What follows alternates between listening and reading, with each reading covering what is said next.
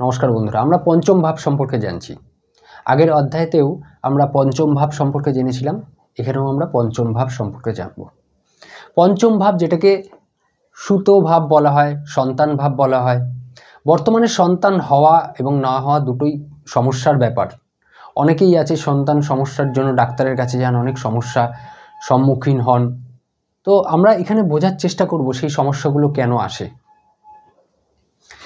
আমরা যখন advance prediction পাঠে যাব, তখন আমরা পঞ্চম ভাবের সঙ্গে দেখব নবাংশ, দেখব নবাংশে পঞ্চমপতির স্থিতি, দেখব সপ্তাংশ, দেখব সপ্তাংশে লগ্ন, দেখব পঞ্চম ভাব, দেখব বৃহস্পতিকে দেখব, বৃহস্পতি থেকে পঞ্চম স্থান দেখব।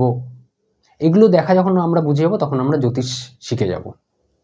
কিন্তু মেনলি সন্তান স্থান দেখার জন্য, সন্তান বিচার করার জন্য পঞ্চম ভাবকে দেখা হয়। এবং কোনো ভাবকে কিভাবে বোঝা যায়, সেই ভাব বলবান না দুর্বল, সেই ভাব থেকে প্রাপ্তি হবে কি হবে না, তার জন্য আমি কিছু শ্লোক লাগিয়ে রাখি বোর্ডে, এবং শ্লোকের মাধ্যমে আমি আপনাদের বোঝানোর চেষ্টা করি। তো আজকেও শ্লোক নিয়ে এসেছি, আপনাদের সামনে হাজির হয়েছি। ভিডিওটা পুরোটা দেখবেন, তাহলে পূর্ণ জ্ঞান লাভ করতে পারবেন, ভালো লাগবে, খুব সুন্দর ভিডিও, ঠিক আছে? তো চলুন সূত্রে শ্লোকে চলে যাই। কি বলছে? ষষ্ঠ স্থান সুতাধীশে লগ্নে সে কুজ সংযুতে। যে কোনো লগ্নের ক্ষেত্রে ধরুন ষষ্ঠ স্থান, দেখুন পঞ্চম ভাব মানে কি? 5 নম্বর ভাব, 5 নম্বর ঘরকে বলা হচ্ছে, তাই তো? এখন 5 নম্বর ঘর যদি রবি হয়, ধরে নিন এটা 5 নম্বর ভাব, তাহলে 5, 4, 3, 2, 1 এটা মেষ হবে, মেষ লগ্ন হবে। ফর এক্সাম্পল যে কোনো লগ্নের ক্ষেত্রে আপনি ধরতে পারেন, আমি এমন নয় যে মেষ লগ্ন বলছি বলে, ঠিক আছে? ষষ্ঠ স্থান সুতাধীশে, ষষ্ঠ স্থানে যদি সুত স্থানের অধিপতি বসে থাকে, রবি এখানে বসে থাকে কোথায়? 6 নম্বর ঘরে, এটা 6 নম্বর ঘর। রবি যদি এখানে বসে থাকে, ষষ্ঠ স্থান সুতাধীশে লগ্নে সে কুজ সংযুতে, এবং লগ্নপতি যদি কুজ মঙ্গলের সাথে বসে থাকে।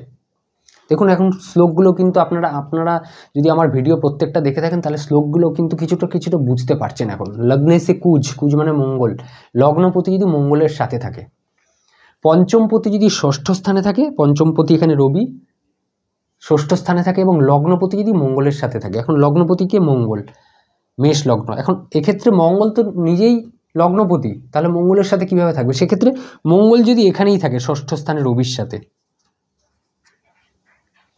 তাহলে কি বলছে? প্রিয়তে প্রথমাপত্যং কাকবন্ধা চ গেহিনে, প্রথমে তার একটা সন্তান প্রাপ্তি হবে, কিন্তু সেই সন্তান বেশি দিন বেঁচে থাকবে না, তারপরে সে কাক বন্ধা হয়ে যাবে, বহু বছর তার সন্তান হবে না, বহু বছর বাদে তার আবার সন্তান প্রাপ্তি হবে। মিনিমাম 10 বছরের উপরে, বা 13 বছর বা 16 বছরের উপরে সময় গিয়ে তারপরে তার দ্বিতীয় সন্তান প্রাপ্ত হবে।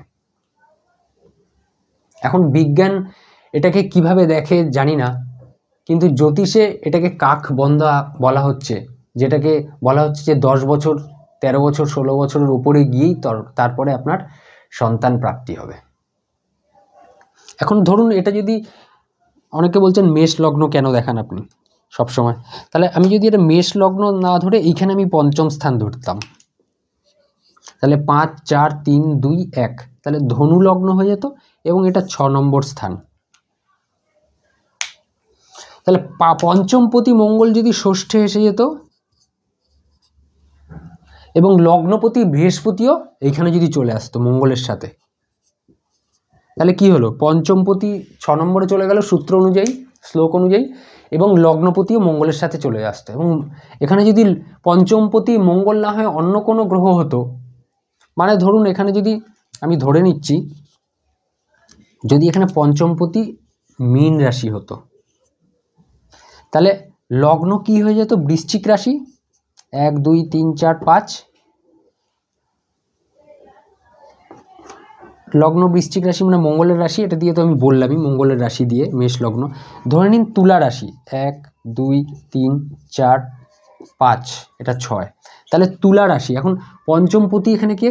কুম্ভ, শনিদেব 6 নম্বর স্থানে চলে গেছে, এবং এইখানে তুলা রাশির অধিপতি শুক্র, মানে লগ্নপতি মঙ্গলের সাথে যে কোনো জায়গায় বসে রয়েছে, যুতি করছে, এখানে বসতে পারে, এখানে বসতে পারে, এখানে বসতে পারে, এখানে বসতে পারে, এখানে যে কোনো জায়গায়,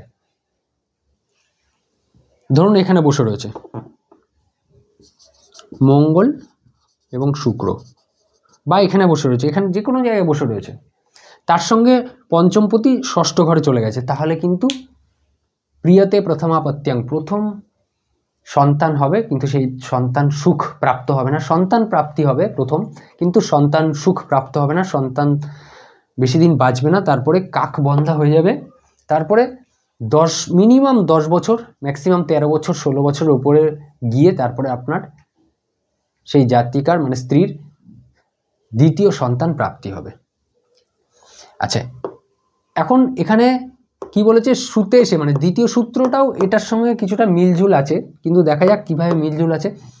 শ্রুতে এসে নিচ গৌ যত্র শ্রুত স্থানাং না পশ্যতি, মানে শ্রুত স্থানের অধিপতি, শ্রুত স্থানের অধিপতি যদি নিচস্থ হয়, শ্রুত স্থানের অধিপতি যদি নিচস্থ হয় এবং শ্রুত স্থানাং না পশ্যতি, এবং শ্রুত স্থানকে সে দেখতে পারছে না, দৃষ্টি দিতে পারছে না, শ্রুত স্থানের অধিপতি নিচ স্থানে চলে গেছে এবং সেখানে দৃষ্টি দিতে পারছে না, সেক্ষেত্রে কি বলছে, তত্র সৌরি বুধ স্যাতং, সৌরি মানে এখন শনিদেবকে বলা হয়েছে সূর্যপুত্র মানে রবিপুত্র শনিদেব, তত্র সৌরি বুধ স্যাতং কাক বন্ধা ত্বামাপ্নুয়াত, মানে যদি পঞ্চম স্থানের অধিপতি নিচস্থ হয়ে যায়, নিচ রাশিতে চলে যায় এবং সেখান থেকে সে পঞ্চম স্থানে দৃষ্টি না দিতে পারে, এবং শনি এবং বুধ, সৌরি বুধ স্যাতং কাকবন্ধা ত্বামাপ্নুয়াত, মানে শনি এবং বুধ যদি পঞ্চম স্থানে স্থিত হয়ে যায়, মানে ধরুন শনি এবং বুধ এখানে স্থিত হয়ে গেল, সরি এটা ষষ্ঠ স্থান, তো এখানে শনি আর বুধ চলে আসলো, কিন্তু এটা লাগু হবে না এক্ষেত্রে, কারণ এটা শনির নিজস্ব রাশি কুম্ভ, আমি এটা অন্য কোনো লগ্ন ধরে নিচ্ছি, নিজের রাশিতে এটা লাগু হবে না, কারণ শনি এখানে বলবান হয়ে যাবে, এই ঘর বলবান হয়ে যাবে কুম্ভ রাশিতে।